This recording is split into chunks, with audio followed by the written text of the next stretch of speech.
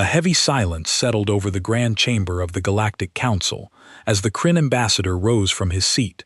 Hundreds of delegates watched without speaking while the towering warrior strode toward the central podium.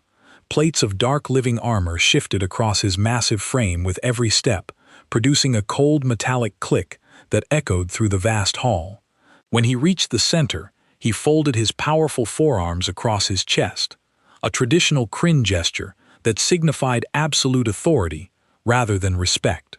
His eyes swept across the chamber before he spoke, and when the words came, they sounded like stone grinding against stone.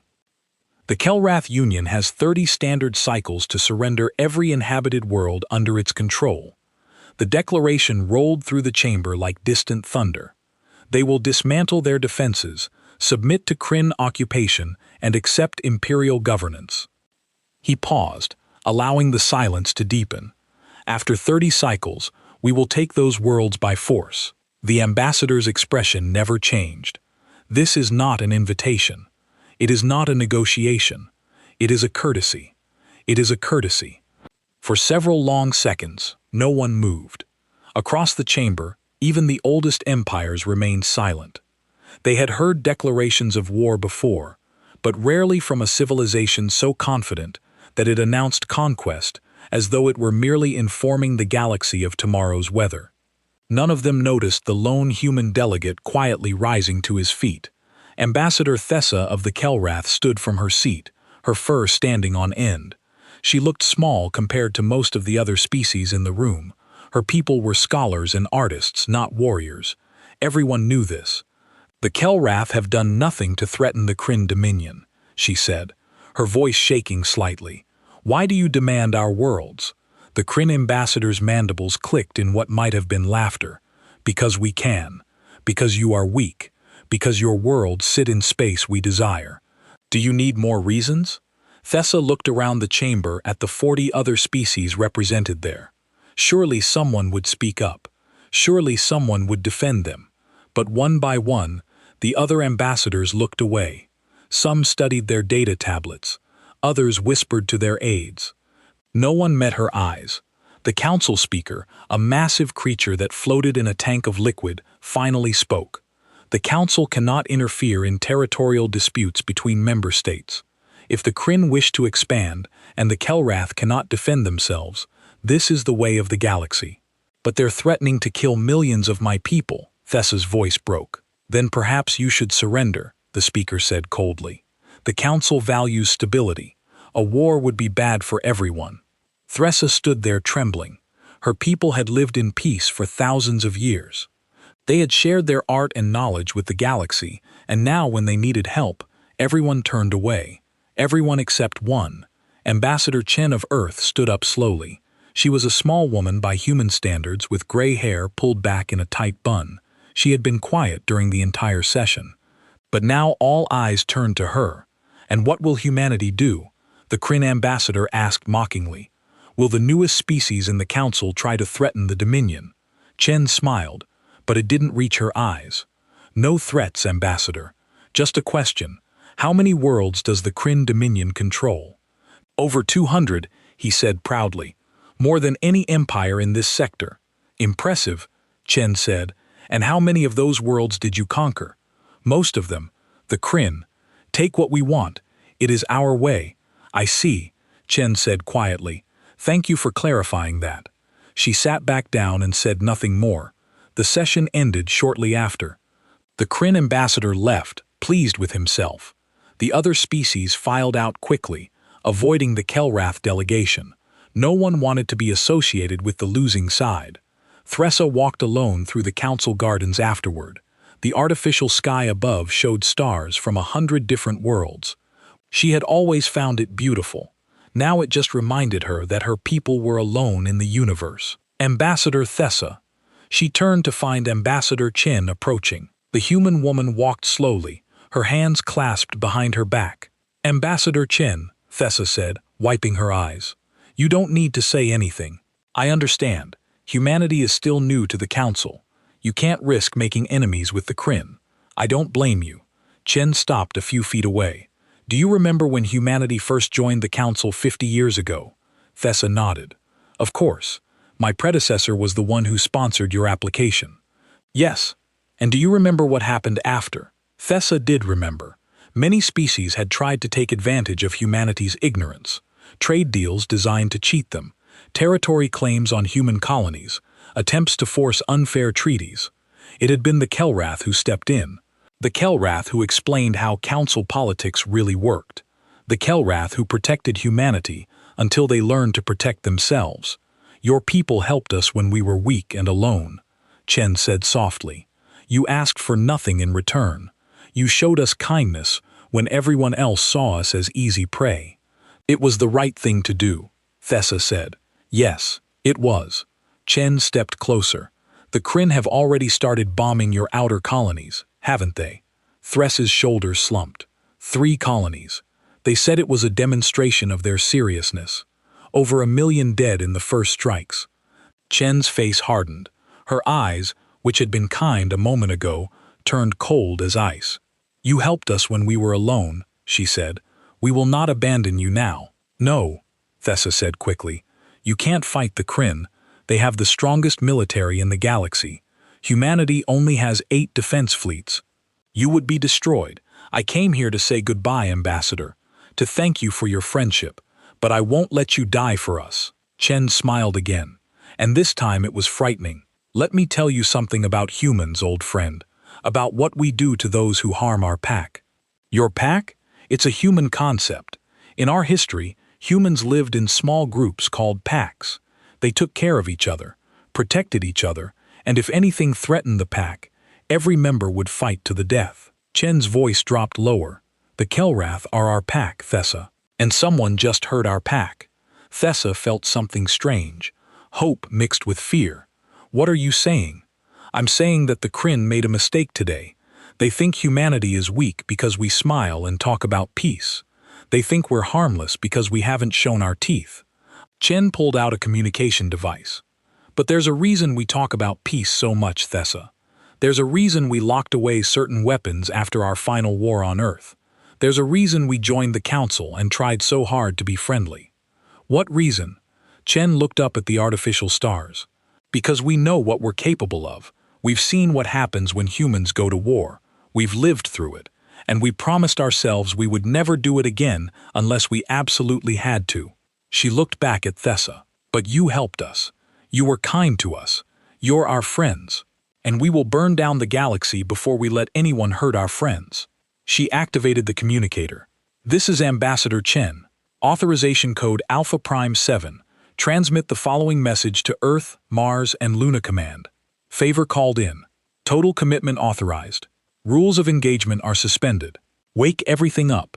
A voice responded from the device. Confirmed. Ambassador, shall we begin? Recall. Yes. All human vessels are to return to home systems immediately. All diplomatic staff are to evacuate to secure locations. Initiate Protocol Cerberus. Protocol Cerberus confirmed. God help us all. Chen closed the connection and looked at Thessa. We need to evacuate your people. Every civilian, every child. Send us the locations of your population centers. Human ships will begin extraction within the next cycle. What about your military? Thessa asked. They're coming, but first they need to prepare. Chen started walking back toward the council building. The galaxy has never seen humanity at war. Thessa, they've seen our defense fleets doing exercises. They've seen our security forces. But they've never seen what we built in secret. What we hid away because it scared us. And what did you build? Jen stopped and looked back. In the artificial starlight, her expression was both sad and determined. Everything we needed to make sure we would never be helpless again. The Kryn think they're the strongest military in the galaxy. They're about to learn they were wrong. Across the galaxy, human ships began moving. They left their stations, their patrol routes, their diplomatic missions. Every vessel from the smallest courier to the largest carrier turned toward human space. Other species watched with relief. The humans were running away just as expected. But deep in Earth's oceans, in facilities hidden beneath the ice of Europa, in massive complexes carved into the far side of Luna, lights began turning on. Doors sealed for 50 years started opening, and things that humanity had sworn to never use again slowly came to life. The Kryn Dominion celebrated that night. They had faced down the Council and won. The Kelrath would be theirs within a month, and the humans had proven themselves cowards by running away. They had no idea what was coming. The Kryn Dominion moved quickly after the Council session. Their fleets jumped into Kelrath systems and began systematic attacks. 3 more colonies fell in the first week. The Kryn broadcast images of destruction across the galaxy as a warning to others who might resist them. The Galactic Council did nothing. They issued statements of concern and called for peaceful resolution, but no one sent help. The Kelrath were dying, and the galaxy watched, but the humans did not watch. They acted. Massive colony ships appeared in Kelrath space. Not warships, but civilian vessels, cargo haulers, medical ships, transport carriers. They came by the hundreds, jumping into contested systems. Even as Kryn warships patrolled nearby on the Kelrath homeworld, Thessa watched in amazement as human ships landed in city after city. She walked through the capital's main spaceport and saw something she hadn't expected. Human volunteers were everywhere, helping Kelrath families board the ships. They carried children who were too scared to walk. They helped elderly Kelrath up the ramps. They spoke in soft voices trying to calm people who were leaving their homes forever. A young human woman, barely into adulthood, knelt beside a Kelrath child who was crying. "It's okay," she said gently. "We're going somewhere safe. You'll like Earth. We have big forests there, and you can climb trees all day if you want." The child sniffled. "Will my parents be there?" "They're on the ship already, waiting for you. Come on, I'll take you to them." The young woman picked up the child and carried her toward the loading ramp, humming a soft song. Thessa felt tears in her eyes. These humans were so gentle, so caring. How could these be the same people who Ambassador Chen said would go to war? A human man in a dark uniform approached her. He looked older, with scars on his face and gray in his hair. "Ambassador Thessa, I'm Colonel Martinez, Earth Defense Force. I need to talk to you about the evacuation schedule." They walked to a quiet corner of the spaceport. Martinez pulled up a holographic display showing the Kelrath Union's worlds. "We've evacuated 12 colonies so far," he said, 2 million people safely in human space. "But the Kryn are accelerating their attacks. We estimate you have maybe 20 cycles before they reach your core worlds." "What about your military?" Thessa asked. "When will your warships arrive?" Martinez's expression didn't change. "They're preparing, Ambassador. But I need you to trust that we know what we're doing. For now, our job is getting your people out, but the Kryn will just take our empty worlds. Let them." Martinez closed the display. "Worlds can be retaken. People can't be brought back from the dead. We learned that lesson on Earth the hard way. Over the next 10 cycles, human civilian ships worked constantly. They evacuated every Kelrath civilian they could reach, often arriving just hours before Kryn fleets. The Kryn didn't interfere much. They found it amusing that humans were doing their work for them, clearing out the populations before the Dominion took the planets. But other species in the Council noticed something odd. Human industrial output had increased dramatically. Energy readings from Earth's system had jumped by 400%. Ship construction facilities were running at maximum capacity, and vast amounts of resources were being moved to classified locations. Council Intelligence Officer Vex studied the reports in his office on the Council station. He was a Theon, a species known for their analytical minds, and something about the human activity bothered him. "They're not running," he muttered to himself. "They're preparing." He pulled up ship tracking data. Human warships hadn't fled. They had returned to human space, yes, but they weren't hiding. They were docked at stations being refitted, upgraded. Their crews were on leave, but not relaxing. They were training, drilling, practicing. Vex opened another file marked Top Secret. A cry had infiltrated a facility on Mars 3 cycles ago. The spy's last report was disturbing. The written portion was brief. "Facility contains biological modification chambers. Humans are volunteering for genetic enhancement. Strength increased by 300%. Bone density doubled. Neural response time cut in half. Pain tolerance." The report ended there, but there was a video file attached. Vex had watched it once. Once was enough. The video showed a human soldier who had undergone the modifications.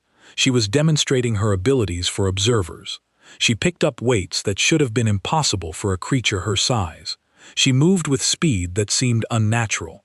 And then, to prove the pain tolerance, she had asked a technician to break her arm. Beck still remembered the sound of the bone snapping, but what haunted him was that the soldier hadn't screamed. She had just looked at her broken arm, nodded, and asked the medical team to reset it so she could continue the demonstration. The Kryn spy's final transmission had been simple. They do it to themselves willingly. What kind of species does this? The spy had been found in his quarters, rocking back and forth, muttering the same thing over and over. The Kryn had extracted him, but his mind was broken. He couldn't stop talking about the humans, about what they were building, about what they were willing to become. Vex closed the file and looked out his window at the stars. "The Kryn have no idea what they've started," he whispered. 15 cycles after the council session, a Kryn war fleet of 300 ships jumped into the Kelrath system of Thera. It was one of the last populated Kelrath worlds, home to 15 million people. The Kryn came to take it by force. They found it defended by a single human ship. The UES Indomitable was a destroyer small by capital ship standards. It hung in orbit around Thera alone against 300 Kryn warships. The Kryn fleet commander, Admiral Zurax, couldn't believe what he was seeing.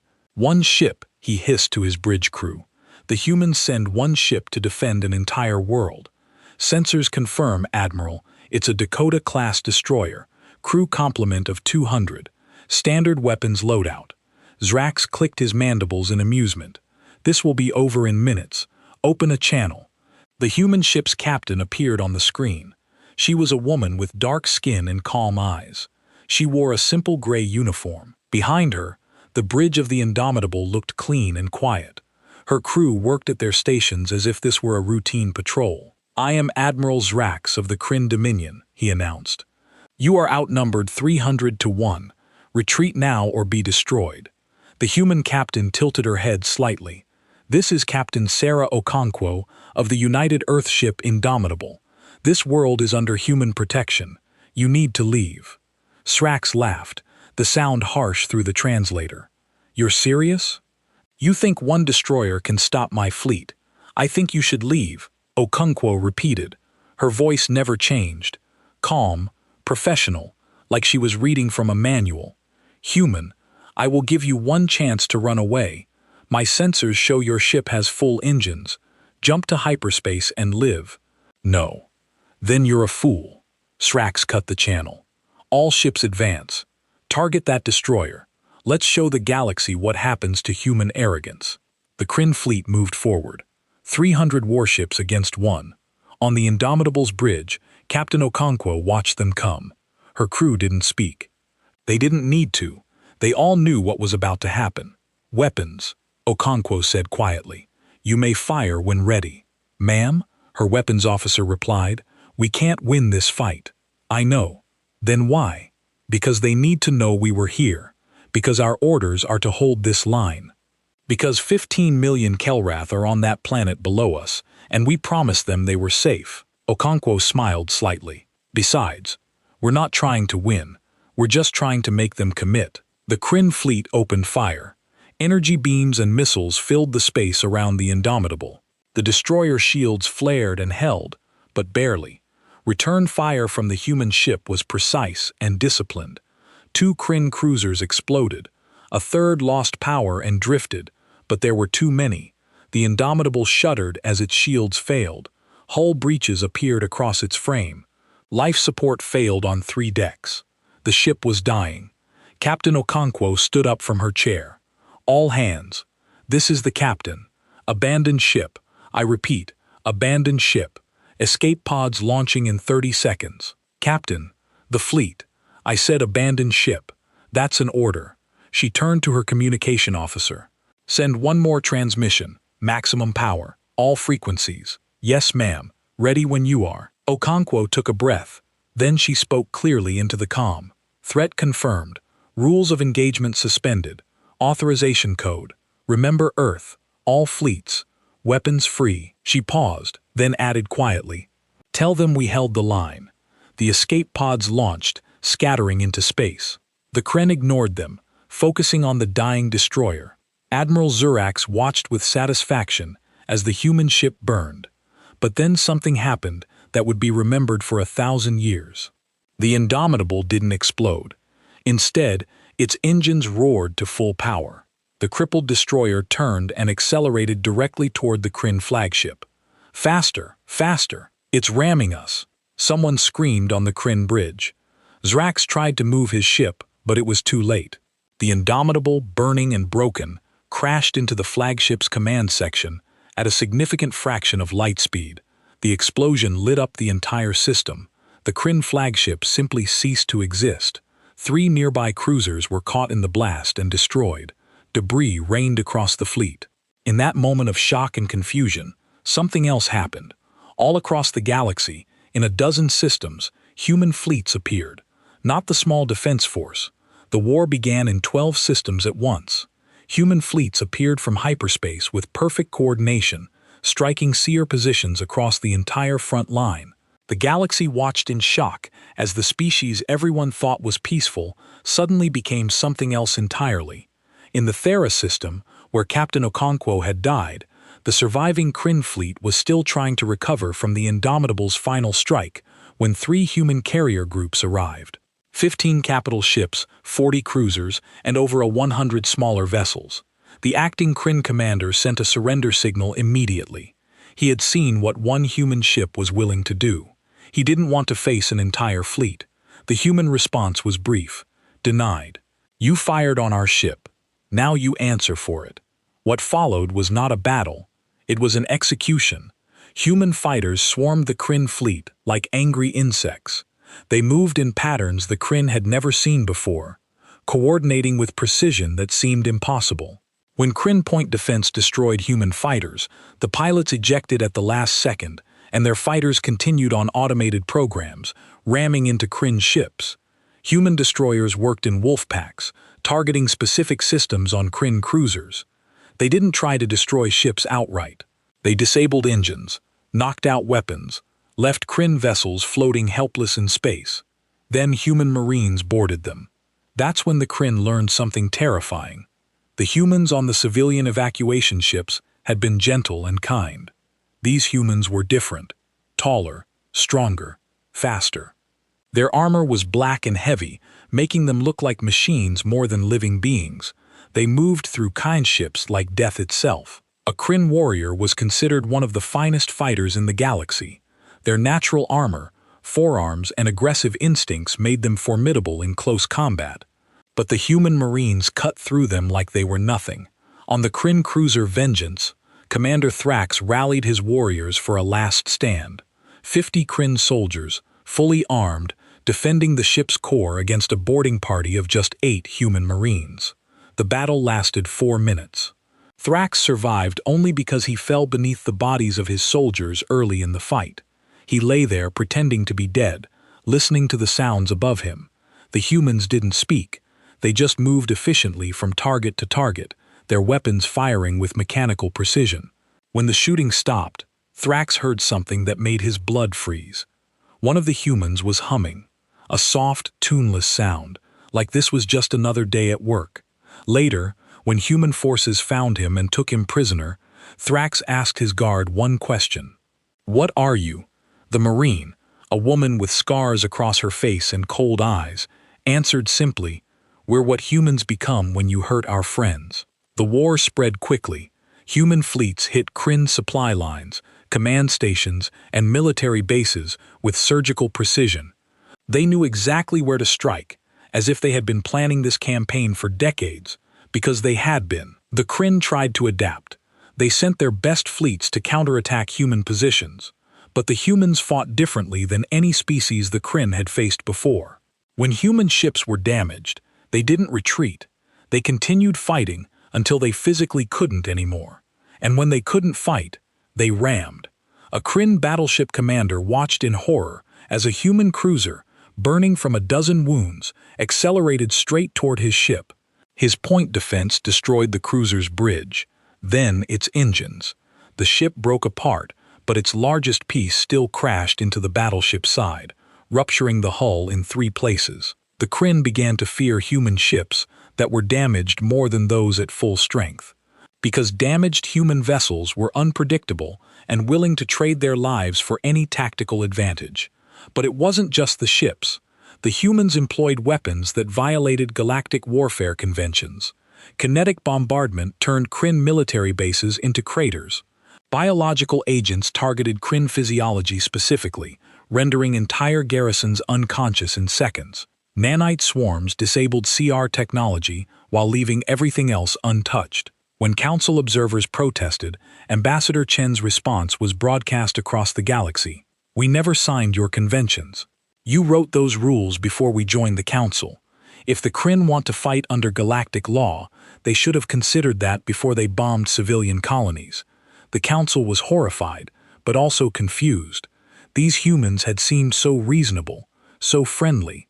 Where had this capacity for violence come from? The answer was simple. It had always been there. Humans had just been very, very careful to hide it.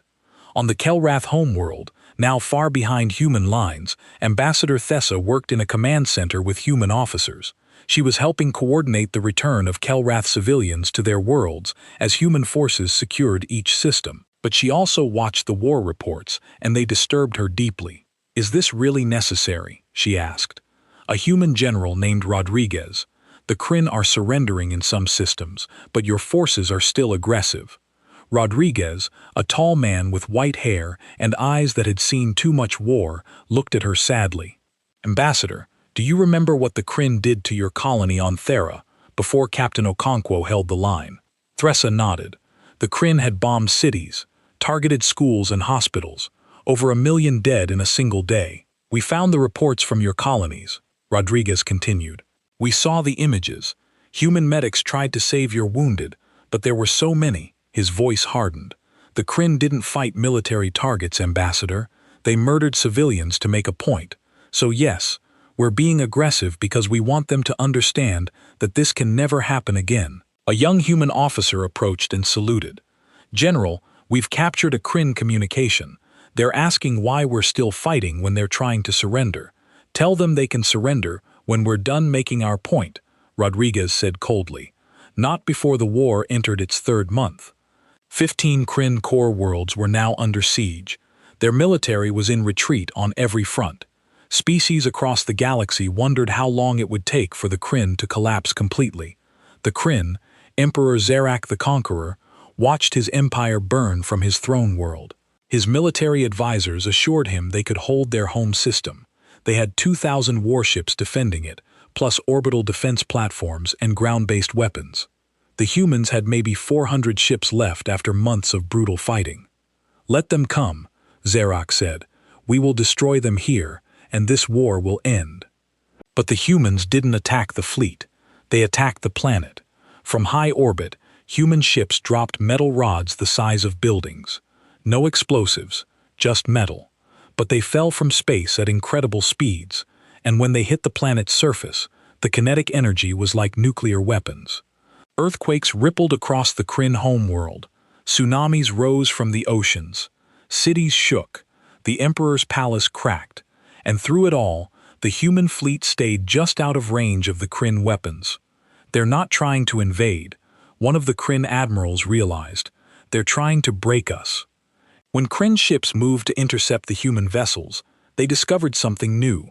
The humans activated weapons they had never used before, missiles that simply appeared inside Kryn ships, bypassing shields entirely, energy beams that cut through armor like it wasn't there. Technology the galaxy had never seen. The battle for the Kryn homeworld lasted 8 hours. At the end, 78% of the human fleet was destroyed or damaged beyond repair. Every human ship bore scars. Many were barely functional. But the Kryn fleet was gone. All 2,000 ships destroyed or disabled. The orbital platforms were silent, and the Emperor was broadcasting surrender from his bunker deep underground. Admiral Kang, commander of the human fleet, sat in her damaged flagship and listened to the Emperor's words. Her uniform was torn. Blood dried on her face from a head wound. Around her, her bridge crew looked like survivors of an apocalypse. "He wants to surrender," her communication officer said quietly. Jang was quiet for a long moment. She thought of Captain Okonkwo, who had died holding a line. She thought of the Marines, who had boarded Kryn ships and never came back. She thought of the Kelrath children she had helped evacuate, their eyes wide with fear. "Tell him we accept," she finally said, "but give him our terms, and make sure every species in the galaxy hears them." The terms were brutal. The Kryn Dominion would be dissolved. Every Kryn military world would host council peacekeepers for 50 years. Kryn leadership would face war crimes trials. All military technology would be destroyed or turned over to the council, and 25% of Kryn GDP for the next century would go to rebuilding Kelrath worlds. The Emperor protested. His people protested. How dare the humans demand so much? Admiral Jang's response was broadcast across every channel in the galaxy. "You're right to be angry because justice would be doing to you exactly what you did to the Kelrath. Bombing your cities, targeting your civilians, killing your children.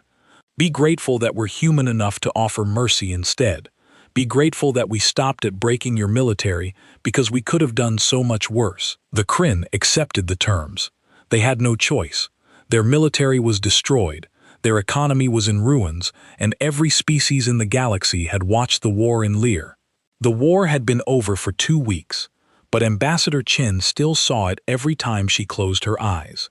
She stood in her office on the council station, looking at a datapad that showed the final casualty count. 1,200,000 humans dead. Another 800,000 wounded so badly they would never fully recover. 40% of humanity's military fleet destroyed. Entire stations gone. Ships that would never fly again. The price of keeping a promise. There was a knock on her door. "Come in," she said quietly. Ambassador Thessa entered carrying a small box. The Kelrath looked older than she had 3 months ago. "They all dead. War aged everyone. I wanted to thank you," Thessa said. "My people are returning to our worlds. Human ships are helping us rebuild. You saved us." Chen set down the datapad at a terrible cost. "I know. I've seen the casualty reports." Thessa set the box on Chen's desk. "That's why I brought this. It's not much. It can't bring back the dead, but it's all we have to offer." Chen opened the box. Inside was a medal handcrafted from Kelrath metals. It was beautiful, with intricate designs showing humans and Kelrath together. The Kelrath Council voted unanimously. Thessa explained, "Every human who fought in this war will receive the Star of Kelrath. It's our highest honor. It's given to those who sacrifice everything for others." She paused. "We have 1,200,000 medals ready, one for each human who died, and we're making 800,000 more for the wounded." Chen picked up the medal. It was heavy in her hand. "They didn't do it for medals, Thessa. I know. They did it because we were friends. Because humans protect their friends no matter the cost." Thessa's voice broke. "I just wish there had been another way." "So do I." They stood in silence for a moment.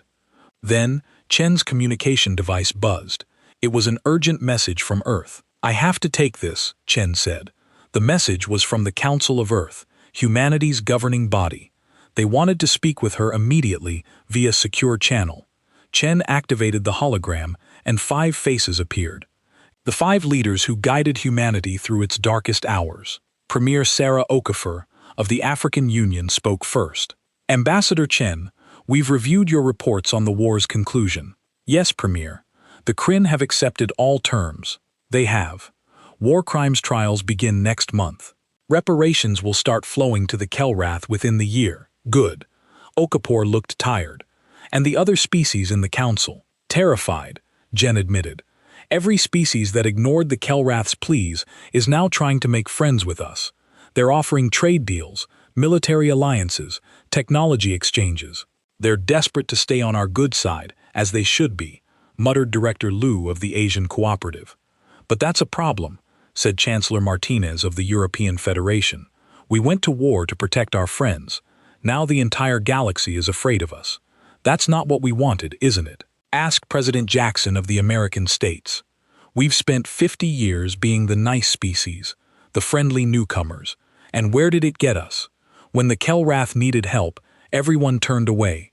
The galaxy respects strength, not kindness. We can be both, Chen said firmly.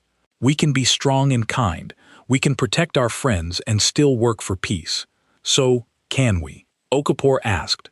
Ambassador, I'm sending you something. It should be in your files now. Chen opened the new file. It was a report from Council Intelligence. Her blood ran cold as she read it. 3 species had begun military buildups immediately after the war ended. 2 more were developing weapons similar to human technology, and 15 species had sent secret communications to each other discussing the human problem. They're afraid of us, Chen said slowly, and fear makes people do stupid things. Exactly. Martinez said, We won the war, Ambassador, but we may have planted the seeds for the next one. The council meeting ended shortly after. Chen sat alone in her office, thinking about what humanity had become. They had shown the galaxy their teeth. Now they had to figure out how to put them away without looking weak. Her door opened again. This time it was Colonel James Harrison, a Marine who had fought in the boarding actions. He walked with a limp now, courtesy of a cur blade that had cut through his armor. Ambassador, there's something you need to see. He led her to a medical bay on the station. Inside, human wounded were recovering from their injuries. But they weren't alone. Kelrath medics worked alongside human doctors. Kelrath volunteers helped feed those who couldn't use their arms. Kelrath children drew pictures for the wounded Marines. They come every day, Harrison explained. The Kelrath, they want to help take care of our people. They say it's the least they can do. Chen watched a Kelrath child, no more than 6 years old, carefully place a drawing next to a sleeping Marine's bed. The drawing showed a human and a Kelrath holding hands under a sun. That Marine lost both legs, Harrison said quietly. Saved a Kelrath family during the evacuation of Thera, carried them through fire to get them on a ship. The family visits him every day now. They call him Uncle. Chen felt tears in her eyes. This is why we fought, she whispered. Not for fear, not for power, for this. Yes, ma'am. A week later, Chen traveled to Earth for a memorial service. 1,200,000 names were being added to the Wall of the Fallen in Geneva. The wall was a massive structure of black stone, started after Earth's final war 50 years ago. It listed everyone who had died in human conflicts, a reminder of the cost of violence. Now it would grow again. Chen stood before the wall as workers carefully etched new names into the stone. Each name represented a person, a son or daughter, a parent, a friend, someone who had chosen to fight for others. An old woman approached Chen.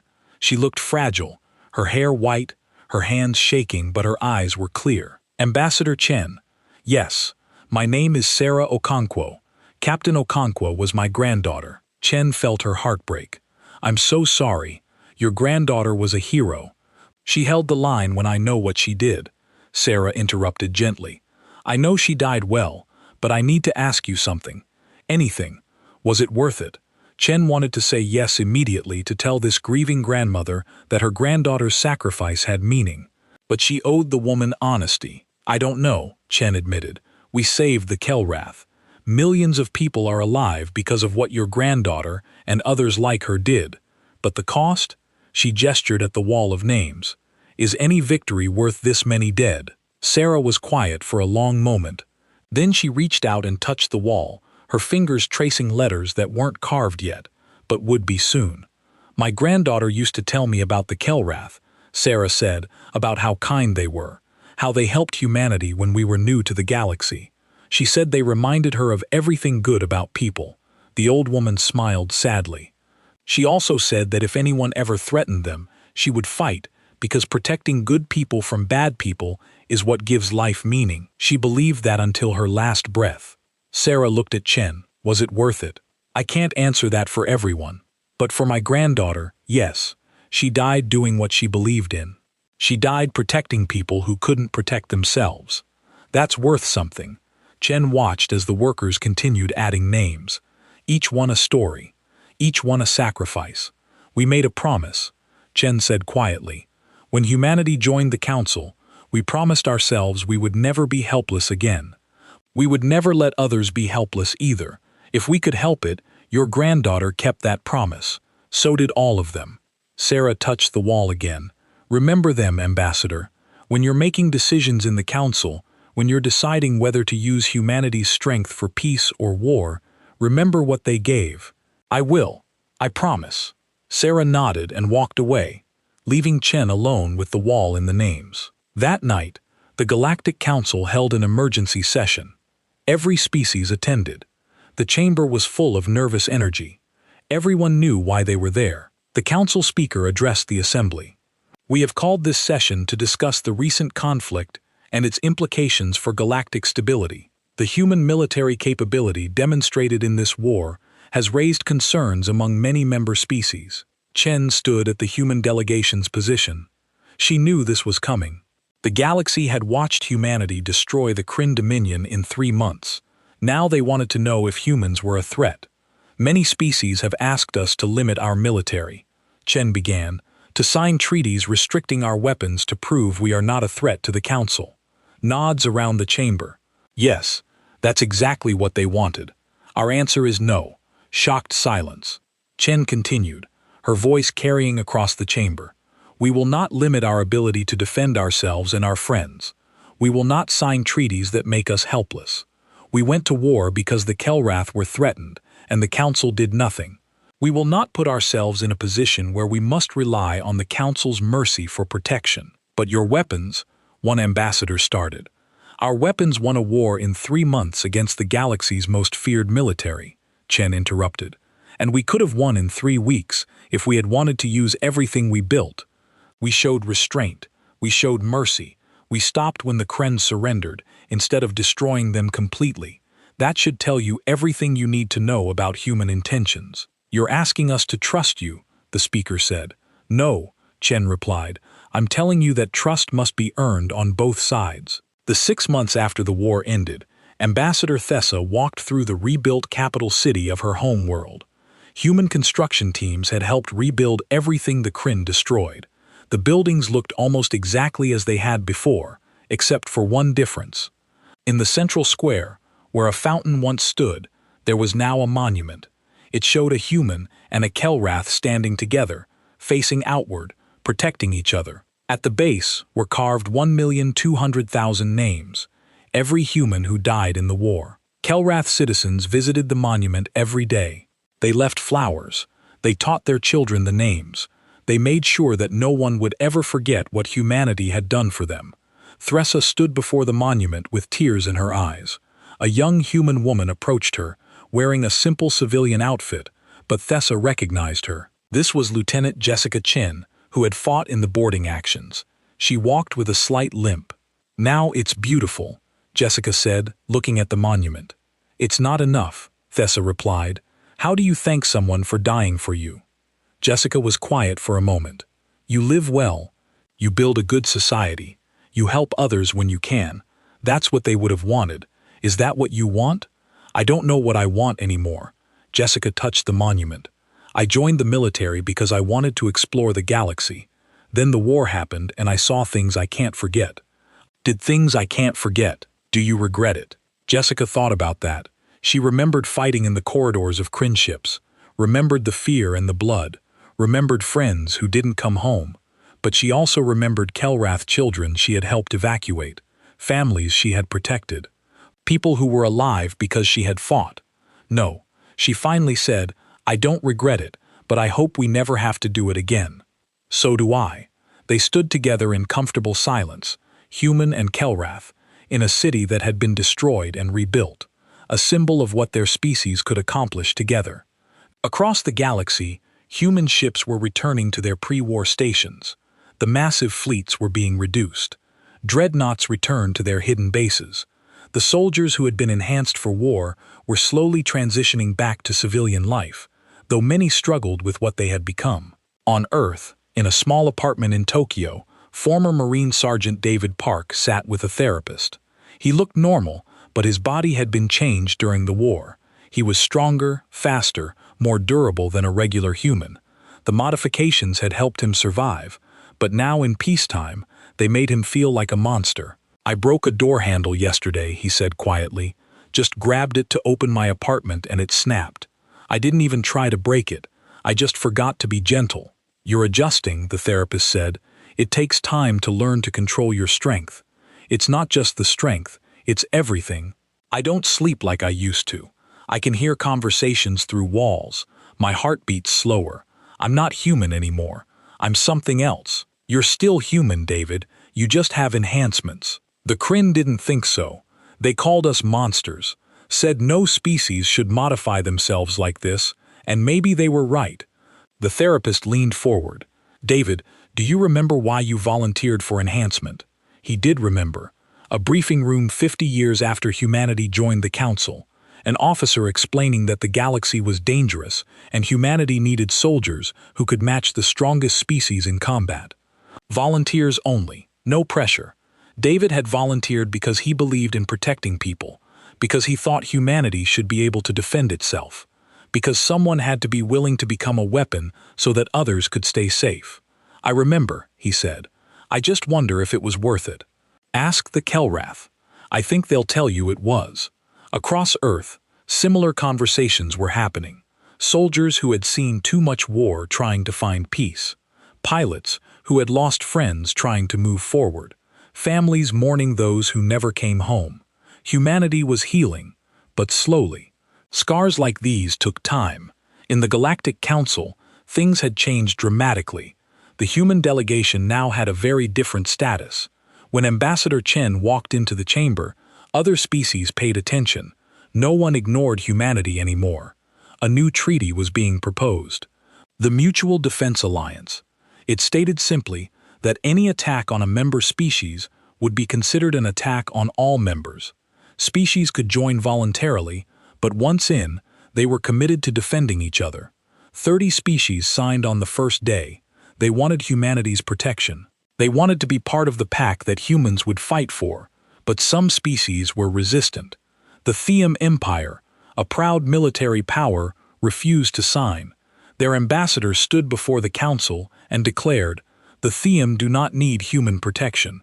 We are strong enough to defend ourselves." Chen simply nodded. "That's your choice. We're not forcing anyone to join. But understand this. If you're attacked and you're not part of the alliance, we won't come to help. We learned our lesson. We can't protect everyone. So, we'll protect those who choose to stand with us." The Therum ambassador bristled. "Are you threatening us?" "No. I'm explaining reality. Humanity lost over 1 million people in the last war. We won't risk that again for species who refuse to be our allies. If you want to stand alone, you can, but you will be alone." 2 weeks later, the Therum Empire signed the treaty. So did every other major power in the galaxy. No one wanted to be left outside humanity's protection. The Council also passed a new law, Article 1, Section 1. No member species shall take hostile action against the Kelrath Union or any species under human protection. Violation will be considered an act of war against humanity.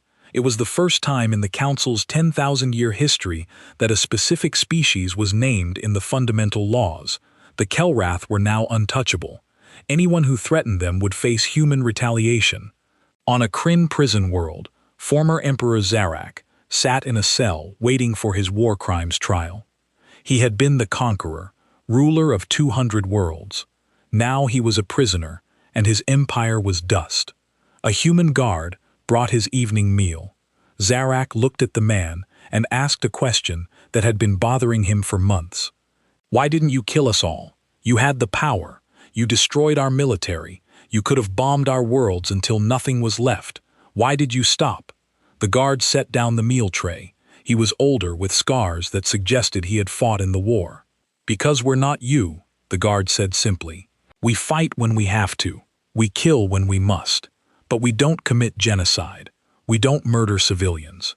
We're better than that. Even when we would have done it to you, especially then. If we became like you, then what would be the point of fighting?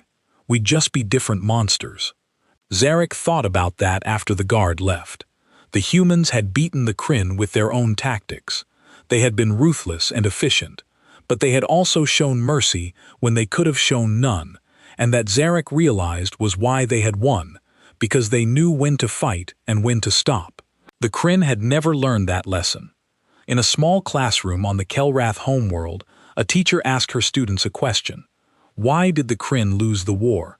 A young Kelrath child raised his hand. Because humanity had better weapons? No, the teacher said gently. The Kryn had good weapons too. Anyone else? Another child spoke up. Because humans were stronger. The Kryn were strong too. Think deeper. Why did humanity fight so hard? A third child, small for his age, said quietly. Because we were their friends, and humans protect their friends. The teacher smiled. Exactly. The Kryn fought for conquest, for territory, for power. Humans fought for friendship, for loyalty, for love, and that made all the difference. She pulled up images of the war, not the battles, but the moments in between.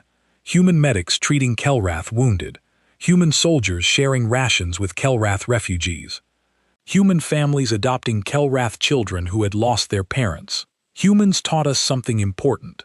The teacher continued. Strength isn't just about weapons or ships. Real strength comes from the connections we make, the bonds we form, the promises we keep. Humanity could have stood by and let us fall. Instead, they paid a terrible price to save us. That's the kind of strength that matters. The children listened quietly. They would grow up in a galaxy where humanity was respected and feared, but they would also grow up knowing that humans had died for them. That knowledge would shape their entire lives. 20 years later, Ambassador Chen stood in her office for the last time. She was retiring after 70 years of service to Earth. She had watched humanity go from a weak newcomer to one of the galaxy's most powerful species. Her replacement, a young man named David Park, entered the office. He had been a Marine during the war. Now he was a diplomat. Ambassador Chen, he said formally, I'm here to receive your final briefing. She smiled. You don't need a briefing, David. You know the job. You've seen the worst of what the galaxy can be. That's what worries me. I remember the war. I remember what we're capable of. What if I make the wrong choice? What if I lead us into another conflict? Chen walked to her window and looked out at the stars. Let me tell you what I've learned in 70 years. The galaxy respects strength, but they remember kindness. They fear our weapons, but they trust our word. We favor